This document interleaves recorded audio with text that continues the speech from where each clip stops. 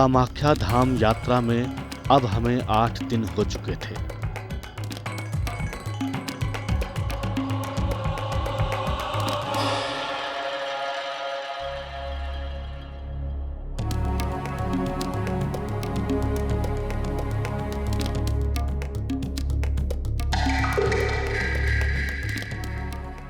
अंबुवाची मेला अब नजदीक था, इसलिए हमने अब नील पर्वत के करीब 1000 मीटर नीचे उतरकर ब्रह्मपुत्र नद के दर्शन की योजना बनाई।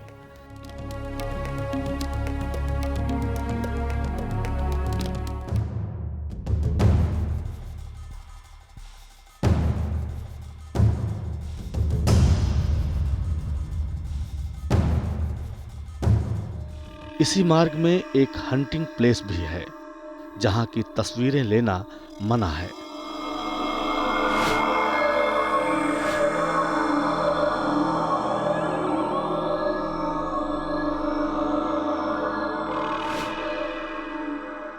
मगर हमने मां कामाख्या को नमन करते हुए वहां भी पहुंचने की कोशिश की।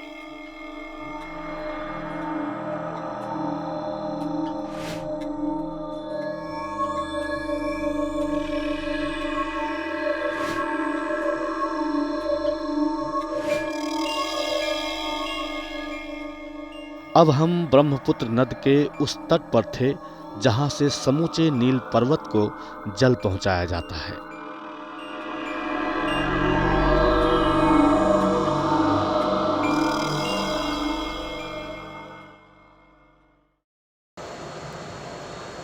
नमस्कार दोस्तों, यात्रा के इस पड़ाव में अभी हम आ गए हैं ब्रह्मपुत्र नदी के किनारे। बिल्कुल ये जो आप उधर पहाड़ी देख रहे हैं, ये नीलांचल पर्वत है पूरा, और नील पर्वत जिसे कहते हैं।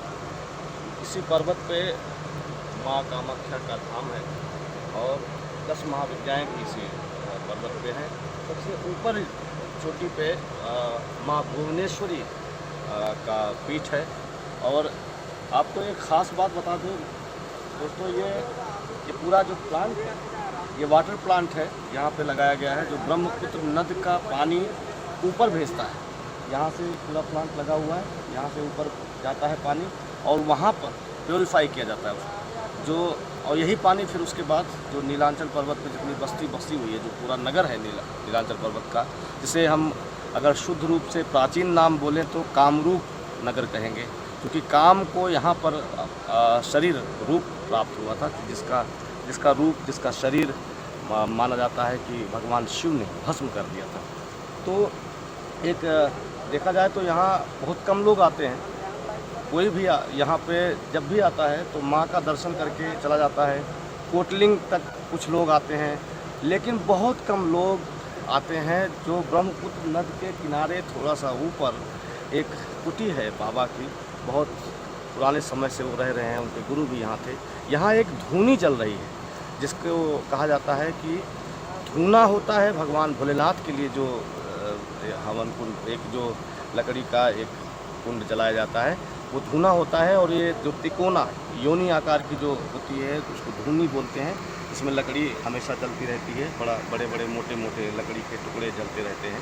यहाँ पर एक ऐसी धूनी है जो कहा जाता है कि जब से जलाई गई तब से अभी तक नहीं बुझी है, और उसका बड़ा महत्व है। यहाँ पर कहते हैं कि जो भी साधक यहाँ साधना के लिए आते हैं, अगर यहाँ तक कोई पहुँच गया और यहाँ पर साधना कर ली तो उसकी साधना निश्चित रूप से सफल होती है, क्योंकि यहाँ पर गणेश जी विराजमान है। और सबको मालूम है, अगर जो लोग शिव पुराण से या शैव परंपरा से वाकिफ़ हैं, उनको मालूम है कि हर सब तरह की सिद्धियों के दाता गणेश है, और गणेश का स्थान यहाँ पर। जल संयंत्र के कर्मचारी से हमने औपचारिक बातचीत के बाद उस जगह जाने की शुरुआत की जहां पंचभूतों का निवास है।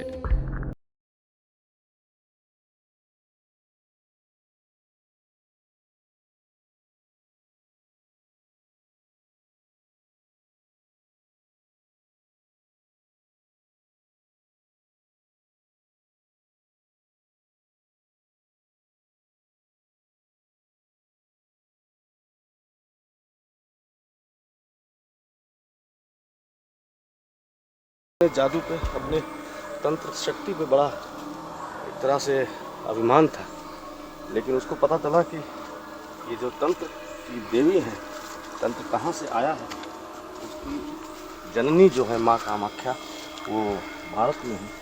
वो भारत यात्रा कर आया था और यहाँ पे एक गांव है, तो यहाँ से लगभग 50-60 किलोमीटर दूर आदिवासियों का गांव है जिसको मयांग कहते हैं। वो एक तरह से तांत्रिकों का ही नगर है। वहाँ भी हम चलेंगे, कोशिश करेंगे कि वहाँ भी ले चलें और आपका तंत्र से पूरी तरह से परिचय करवाएं। अनगढ़ पथ पर संभलते चलते हम उस डरावने सफर में भी प्रकृति के आनंद ले रहे थे। ये सोचकर अब वहां से लौटने के बाद आश्चर्य हो रहा है। ये मंदिर दिख रहा है, जो पक्का मकान दिख रहा है, यही है गणेश जी का सिद्ध स्थान। सिद्ध गणेश के नाम से ये जगह प्रचलित है। और यहाँ पर एक सन्यासी हैं जो अभी रह रहे हैं, इनके गुरु थे पहले, फिर उनके गुरु थे, तो एक गुरु शिष्य परंपरा से ही चला आ रहा है। और ये बहुत बड़े सिद्ध हैं। माना जाता है कि किसी भी तरह की जो भी तंत्र मंत्र यंत्र की सिद्धियाँ हैं, तंत्र की साधनाएँ, यहाँ पर जो साधक साधना करते हैं वो जल्दी सिद्ध हो जाते हैं। और यही सिद्धि के देवता यही। फोटोग्राफी वैसे तो ये लोग मना करते हैं क्योंकि हवा की कोई तस्वीर नहीं होती, लेकिन हवा को महसूस तो किया जा सकता है अगर हवा है तो। लौकिक जो है वो खुली आंखों की माया, और जो भी अलौकिक वह हर कोई कहां देख पाया।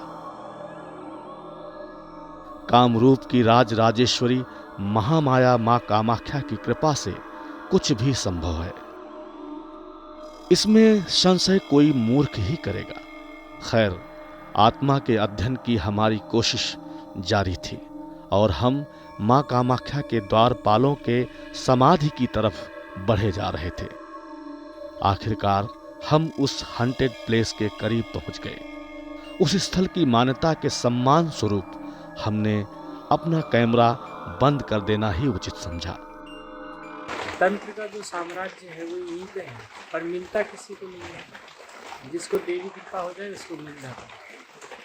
किसको वो देंगी, किसको नहीं देंगी, ये फैसला उनका है।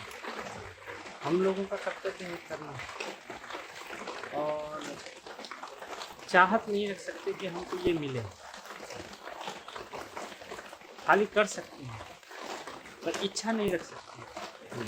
तंत्र का मतलब ही है, अगर आप तंत्र विद्या करते हैं ये सोच के कि मुझे ये मिल जाए, तो वो जिंदगी में कभी नहीं मिलेगा। ये एक ऐसी चीज़ है कि जिसको गुप्त रखा जाता है।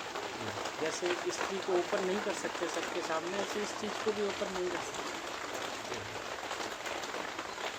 इसके लिए सिर्फ माँ के पास आइए और श्रद्धा से आइए, संभव हो तो सब कुछ मिलेगा।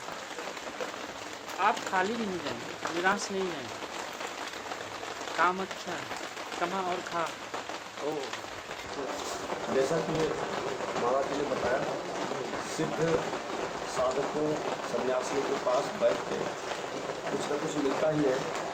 और जैसा कि यहाँ आदेश है कि ये पूरा का पूरा ये जगह है, ये गुप्त मानी गई है और गुप्त जगहों के गुप्त रहस्यों को खोलना इजाज़त नहीं है, शास्त्रगत नहीं है। तो हम यहाँ की तस्वीरें नहीं दिखा सकते आपको।